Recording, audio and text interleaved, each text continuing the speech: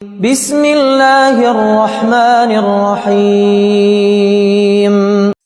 بعض اوقات ایسا ہوتا ہے کہ ہم جس چیز یا شخص کو پسند کرتے ہیں وہ ہم سے دور ہو جاتے ہیں، لاکھ کوشش کرتے ہیں، دعائیں کرتے ہیں، گڑ گڑاتے ہیں، روتے ہیں، مگر سب بے سود، وہ چیز نہیں مل پاتی اور وہ شخص یا چیز ہم سے دور ہو جاتی ہے۔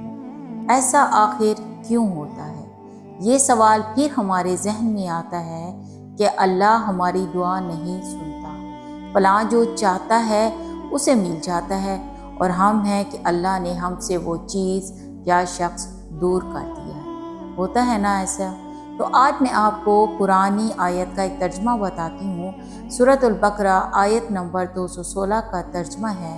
اللہ فرماتا ہے، ممکن ہے کہ تم کسی چیز کو بری جانو اور دراصل وہی تمہارے لیے بھلی ہو، اور یہ بھی ممکن ہے کہ تم کسی چیز کو اچھی سمجھو حالانکہ وہ تمہارے لیے بری ہو۔ حقیقی علم اللہ ہی کو ہے، تم تو محض بے خبر ہو۔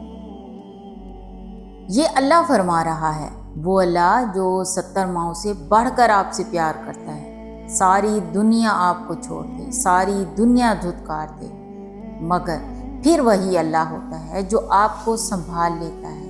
ایک بچہ اپنی ماں سے کوئی ایسی چیز کی ضد لگا لیتا ہے جو کہ اس کی صحت کے لیے اچھی نہیں، وہ روتا ہے، چلاتا ہے، مگر ماں پھر بھی نہیں دیتی، کیونکہ اسے پتہ ہوتا ہے کہ آگے جا کر اس چیز نے میرے بچے کو نقصان دینا ہے، تو پھر اللہ آپ کے ساتھ کیسا برا کر سکتا ہے۔ قرآن کی ایک اور آیت ہے، وہ بھی سورہ بقرہ کی ہی آیت نمبر 185 ہے کہ اللہ فرماتا ہے، اللہ تم پر آسانی چاہتا ہے، تو پھر کیسے ہو سکتا ہے وہ تمہیں مشکل دے۔